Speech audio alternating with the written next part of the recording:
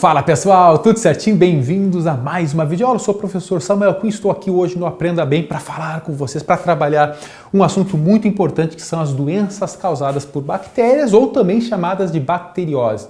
Veja que aqui a gente já pode ter uma super reflexão muito importante, pessoal, porque estudar por estudar, vou estudar só porque eu tenho que decorar esse assunto porque vai chegar ao vestibular, pouco contribui. Claro que algumas coisas a gente acaba tendo que decorar, é inevitável. Né? Só que bacteriose é uma coisa que você pode relacionar com o seu dia a dia. E vai chegar à prova, vai ser algo natural. Bactéria, a gente tem medo de bactéria. Só que hoje, doenças bacterianas são tratáveis. O que acontece? Estou com placa na garganta, tô com uma infecção bacteriana. O que o médico vai receitar para vocês? O antibiótico. Você imagina que antes da descoberta do antibiótico, você estava com a garganta destruída, com aquelas placas, assim, quase um The Walking Dead, assim, e aí tu chegava lá e não tinha o que fazer, senão repousar. Imagina a dor de garganta que te dava, cara. Nem imagina. Faz muito tempo que eu não tenho que tomar antibiótico, mas quando eu era pequeno, acho que todo mundo na vida já tomou um antibióticozinho aí clássico.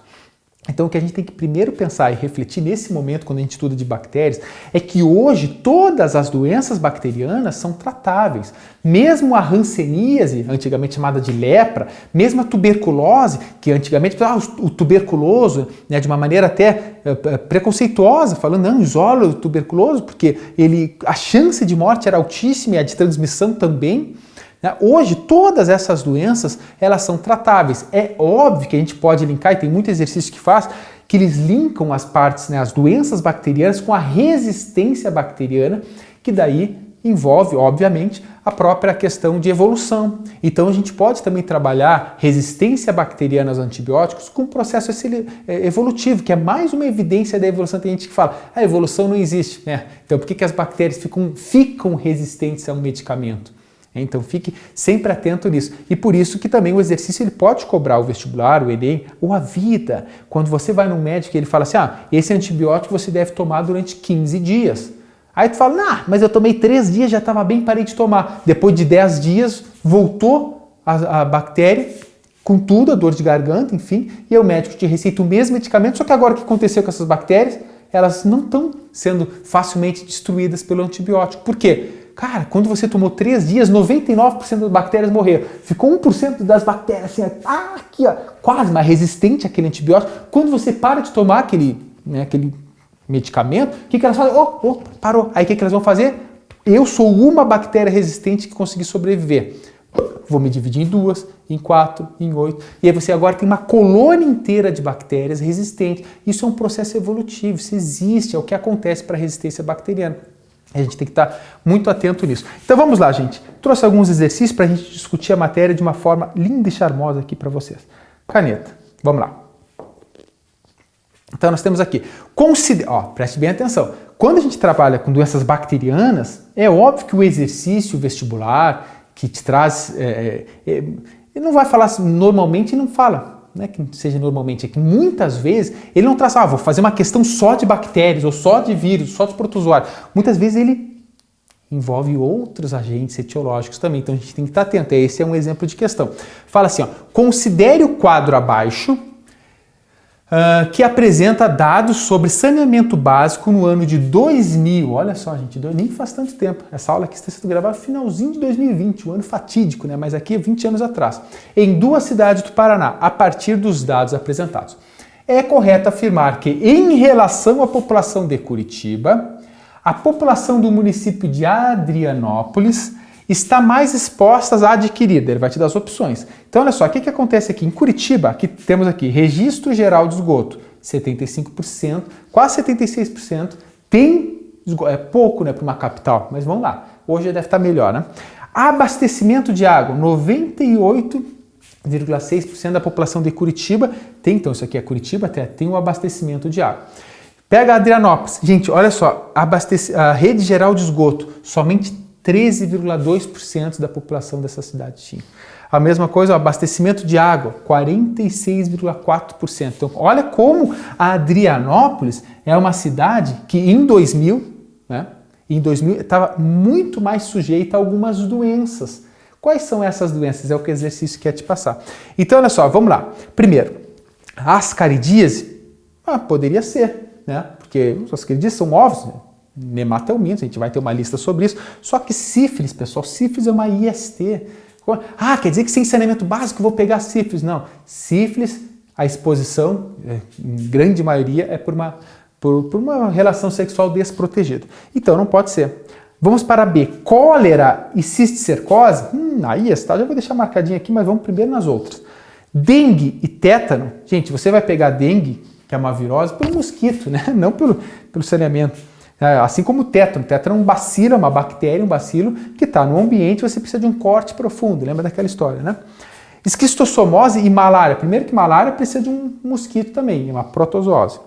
Esquistossomose, a barriga d'água, você é uma verminose que ele penetra ativamente na tua pele. Poderia ser? Poderia, mas aqui descarta pela malária, tá?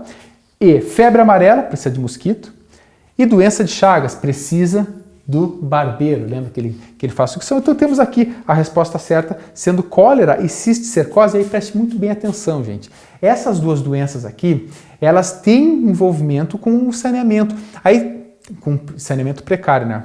A problematização aumenta com saneamento precário. Aí olha só que interessante, cólera tudo bem, bactéria fica ali, falta de saneamento e tal, a pessoa acaba ingerindo ela. Mas e a cisticercose? Fala, gente, cisticercose não é aquela doença da tênia?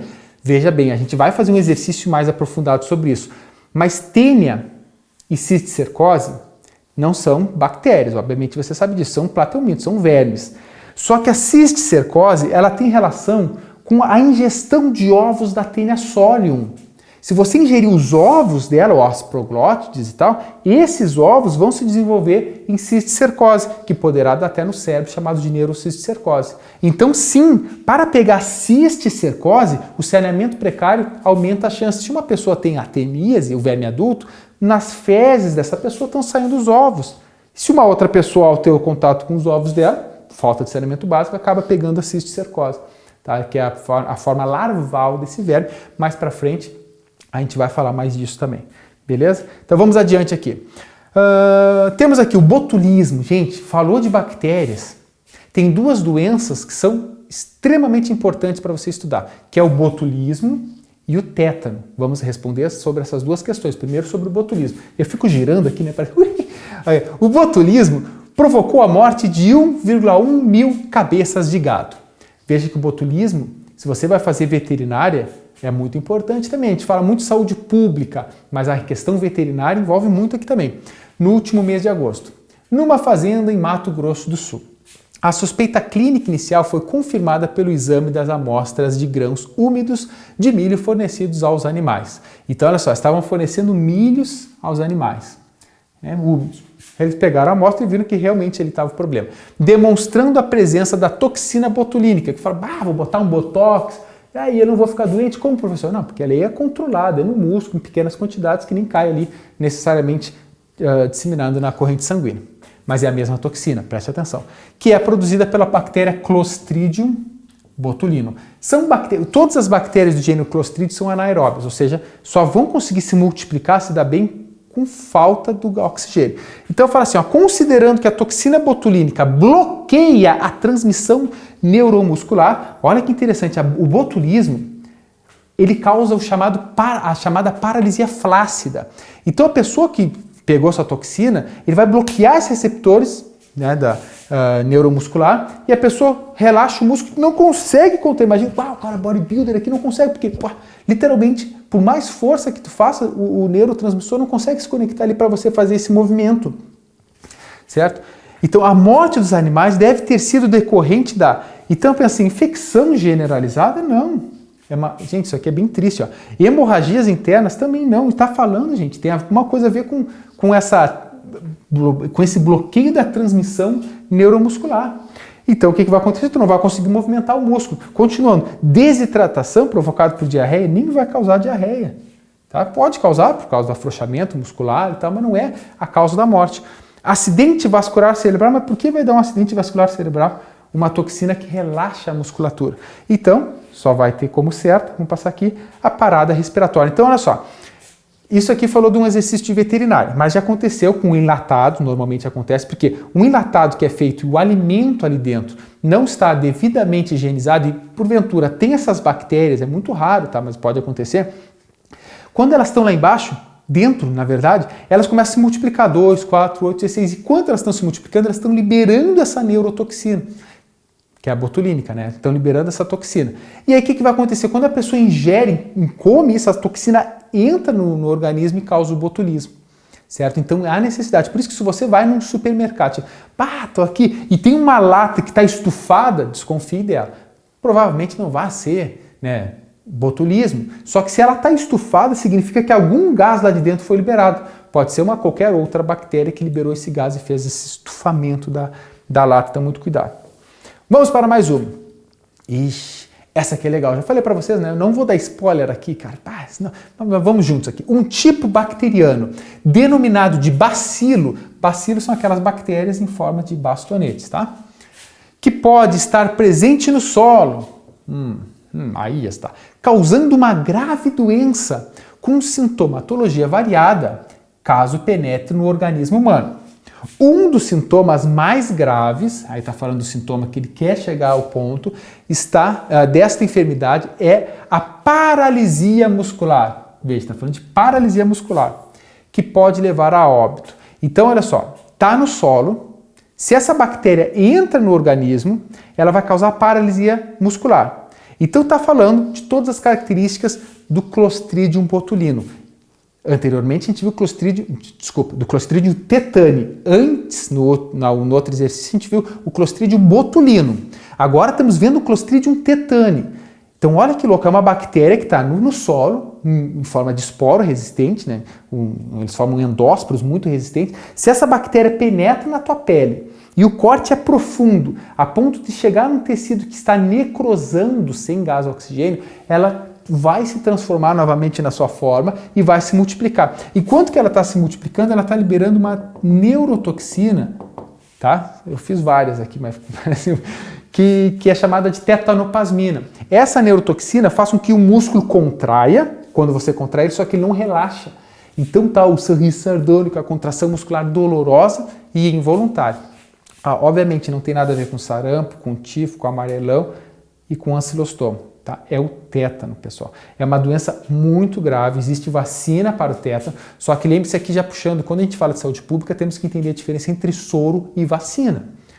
O soro, se uma pessoa está com tétano, a toxina está no corpo da pessoa, ela tem que tomar o soro para neutralizar essa toxina. Agora, se uma pessoa nunca teve tétano e quer se prevenir, eu tenho a vacinazinha lá e tal, você também tem que ter, você toma a vacina. Por quê? Você consegue destruir a bactéria ou conseguir neutralizar o que está te causando o tétano, a toxina, antes de realmente causar, porque você tem células de memória, no qual essas células linfócitos de memória estão lá guardando, chegou um agente. Isso serve para todos, né? Tipo a vacina que a gente está tentando produzir contra o corona e tantas outras vacinas que salvam anualmente milhões de vidas, né? Então imagina, entrou a doença, antes desse vírus, essa bactéria causar a doença, ele já é rapidamente neutralizado pelo nosso organismo, certo? Então aqui eu vou passar só para mostrar para vocês, é o tétano. Então o tétano é causado por uma bactéria que está no solo, não tem nada a ver com alimentação, necessariamente, tá? E que se chegar numa ferida mais profunda, por isso que a gente fala assim, o tétano, isso aqui é só uma reflexão, o tétano é causado por ferrugem. Uma vez eu botei lá no meu Instagram, fiz uma pesquisa e deu meio a meio, gente. Tem gente achando que tétano é causado por ferrugem, não tem nada a ver. Mas a pergunta é por que? O exercício pode te cobrar. Por que relaciona-se a ferrugem? Porque normalmente quando você se corta no ambiente, você se corta com um material que está lá há algum tempo, um prego enferrujado, um arame enferrujado. Então as pessoas ao longo do tempo imaginaram que não era nada mais ali da ferrugem daquilo que causa o tétano, não tem nada a ver. Se dentro daquela ferrugem, se na ferrugem não tem a bactéria, não vai te causar tétano.